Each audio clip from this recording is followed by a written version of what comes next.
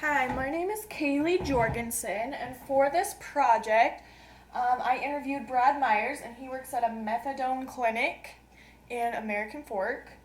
Um, about a little bit about his agency is it's a methadone clinic, and so basically they work with disabled, opiate addicts, homeless, and the disenfranchised. So they see a lot of different kind of clients, but they tend to they tend to lean more towards the homeless and the disabled because um, I guess it's safe to say that when you're homeless and when you're disabled, you kind of turn towards that addictive behavior, and it's easier to fall into that. Its main purpose is to serve outpatients in regard to opiate maintenance. So basically, their main goal is to try and keep their clients from continuing with these addictive behaviors. The responsibilities at the agency is to provide counseling and aid in a safe, open environment. And he really stressed that the clients do need to feel as if no one's judging them, no one's looking down upon them. Like they can come in, be honest, and know that you're really genuinely there to help them. Just listening and being supportive, giving someone your full attention is going to make the biggest difference. Ethical behaviors with boundaries. This is a kind of this is different for everyone. So you have to understand that there's a line.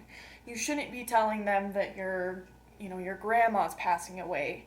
But maybe it's appropriate to say that you've had a cousin who's passed away because she used drugs and maybe had an overdose. Something that you need to remember though is that you're not their friend, you're their aide, you're their counselor. And I think that's where a lot of people have a hard time is deciding where that line is. And as much as you want to be their friend and as much as you're spending time with them, you're getting to know them, you're not their friend because they have friends. You are paid to help them overcome this addiction. And if you're just their friend, they can't really improve. I mean, because I'm sure they already have friends, and their friends are like, "Hey, okay, what can we do to stop this?" But we're the social workers go to school and have these jobs because they know how to handle these situations differently than just friends can. So private and personal life, it's a fine line between oversharing and undersharing. So you don't want to not open up at all because then it kind of makes it doesn't seem personal at all, but yet you don't want to kind of word vomit on them and tell them all the problems that you're having in your life because then that stresses them out and it doesn't help them improve in any way.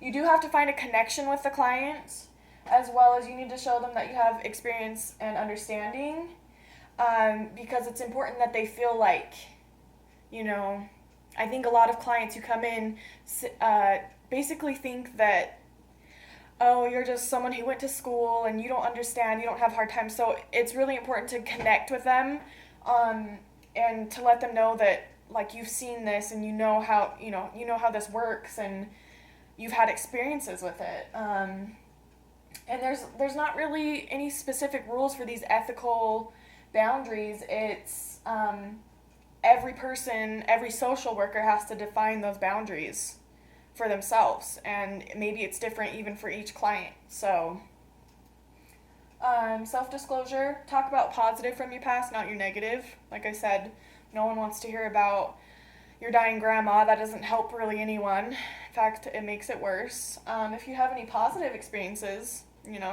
friends or family members who have overcome addiction, that's something you definitely want to put in there. You need to be relatable and you need to be credible. Don't make up stories. Don't lie to them to make them feel better. If you don't have something personal to say, then don't say it.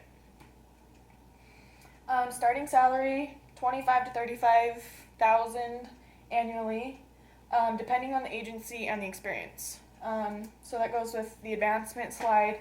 Obviously, the more education you have, the better your salary is going to be, and as well as with experience. Experience can help a ton.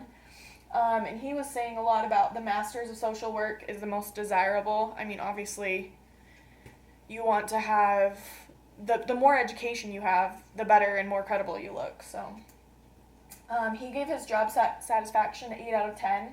Every workplace could use upgrades and improvements. So just like basic, office shenanigans and stuff like that. And kind of the staff becomes routine.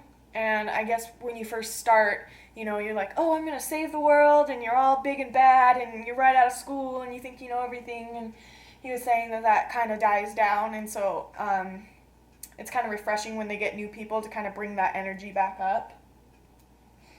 How they organize their charts, they do paper and computer, so they do both, and I think a lot of agencies do that, even though we live in a world of technology. The computer holds their dosing, and then the papers are like their treatments and any medical history and anything that has been, general updates about that client.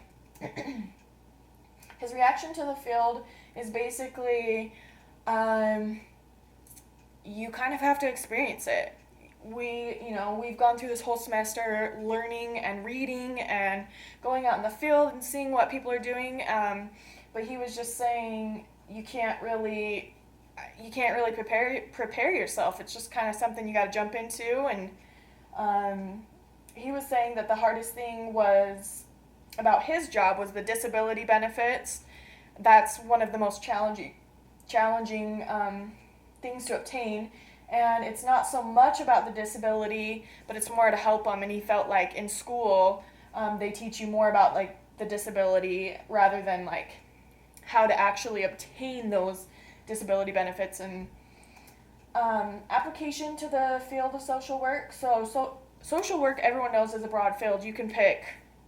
There's a list a mile long of different categories that you can pick in a social work field.